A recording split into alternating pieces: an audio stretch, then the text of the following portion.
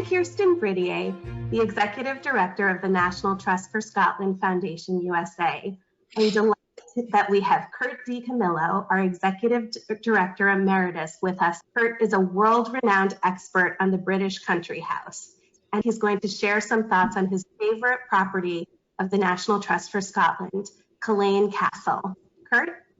First of all, I have to say, Culzean is, in fairness, one of my favorite properties. I learned from a colleague in the UK when someone asked him what his favorite property was, that he said it changes every day in every mood. But Culzean is one of my all-time favorites, and that's primarily because of this guy, Robert Adam, who was actually not a very nice person, but was an amazing talent. And to give you an idea of where his fame really starts from, he went in the 1760s and produced this book. He was one of the very first people from Western Europe to go into what is today Dalmatia and take out and measure the ruins of the palace of the Emperor Diocletian, the ancient Roman Emperor Diocletian. Amazingly enough, that palace still survives today.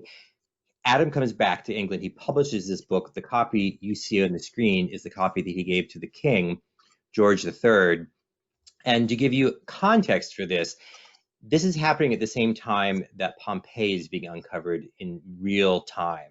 And we have a good idea of what inspired Adam to create what is now called the Adam style.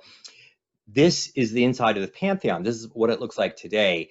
This is almost unchanged, this particular part, from what it was 1,000 years ago. And Adam takes this kind of concept, and he transforms it into something like this. This is, I think, one of the most beautiful rooms in the world.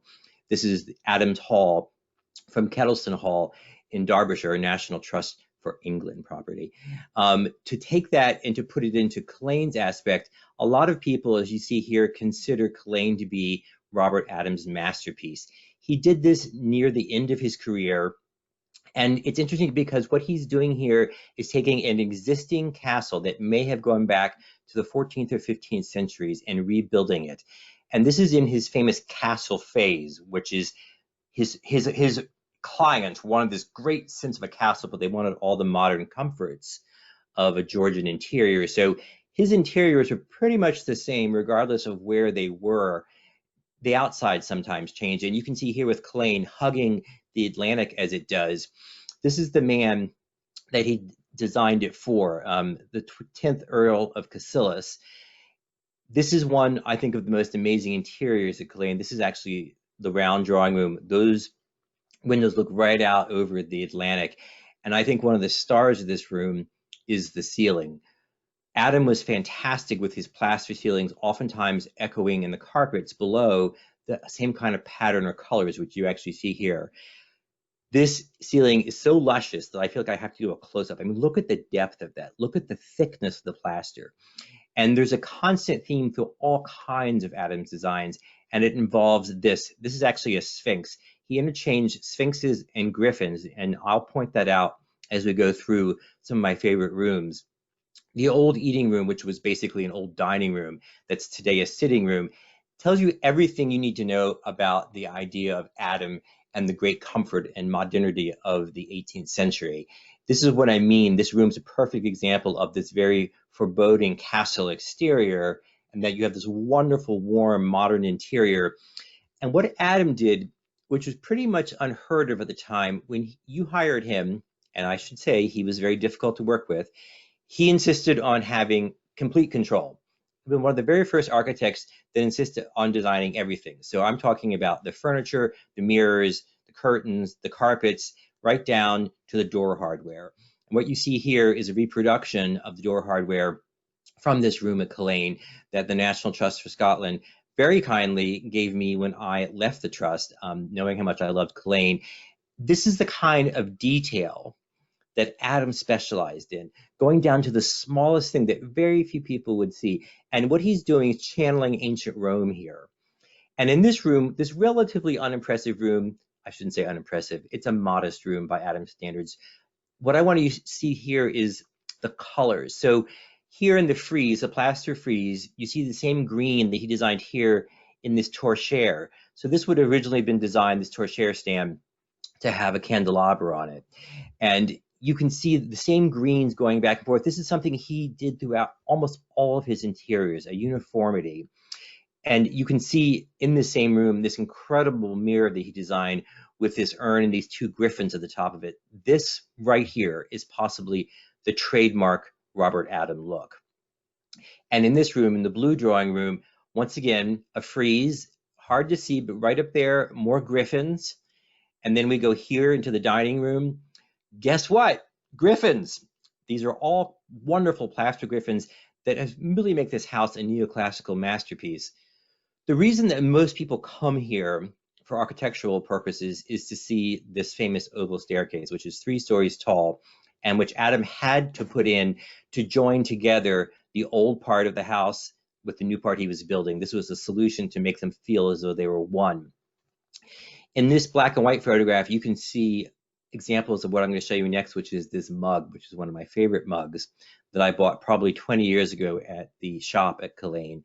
So these elements in this mug are taken from this room. So the balusters, which you see there that are reproduced in the mug, come right from the balusters going up. And here we have the Corinthian capitals, the 2nd floor reproduced in the mug as well.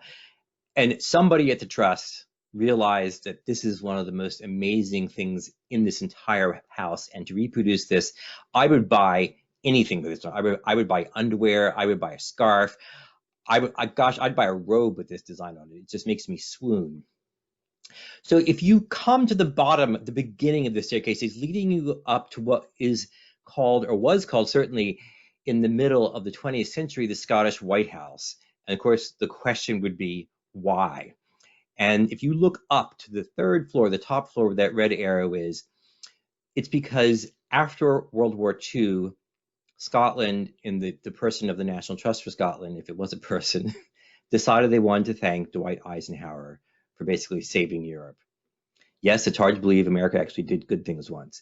So here is a picture of Eisenhower, and what they did, they gave him, for his lifetime, the top floor of Culzean to use as an escape. And as general and later as president, he spent quite a bit of time here.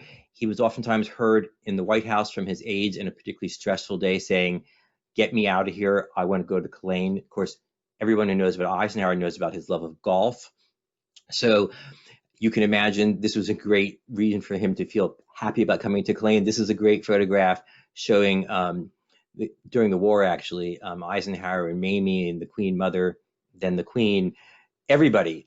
And you see down there, my favorite one here is the corgi. I think we all know that the Queen is famous for her corgis. That tradition started with her father. Her father, King George VI, was the first member of the royal family to acquire a corgi. So you see here this wonderful painting by Naismith of the setting of Culzean Castle. And what I want you to look at particularly is how high it is on those cliffs and what kinds of opportunities those cliffs offer.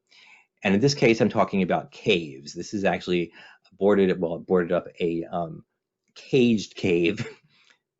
Look how many openings there are in these walls leading up to beneath the castle. The reason that they're there is because of smuggling. This is another Naismith that shows you the castle there in the background and smuggling going on here in the foreground. Smuggling was a way that the Earls of Cassilis made quite a bit of money. And as the government started clamping down on illegal smuggling activities, and of course, smuggling was meant to avoid import duties, mainly from France, the Earls of Cassilis realized that it would be inappropriate for a peer of the realm to be seen to be smuggling. So they gave it up and went to the more lucrative and legal slave trade, always a good trade. Oy vey. So all these great houses have outbuildings. And in this case, what used to be the Orangery and today is called the Camellia House, you see here when the National Trust for Scotland acquired the property, it was ruinous. And this is the same building today. This is a building that I'm particularly proud of because we had a number of major American donors who gave money to support the restoration of this wonderful sweet house, which you can go into today. It is serving its original purpose. It's a place to have exotic plants. This would have been done in the 18th century, primarily to grow oranges, which were very exotic indeed. And it's a wonderful way to sort of step away from the world. Something I think most people don't see are these cat gates that are in not an abandoned part of the park, but an entrance that isn't used anymore. And I love the idea of semi-ruinous things, and it shows you just a hint of the grandeur of what's coming up behind these gates. And I'm going to leave you here with this 1950s poster. Just after Culzean was opened to the public by the National Trust for Scotland, British Railways started advertising why you should go to Scotland. And one of the best reasons, of course, was to visit Culzean. And there is a bust of Robert Adam, unpleasant person, great talent, who's given us an enormous amount of beauty in the world.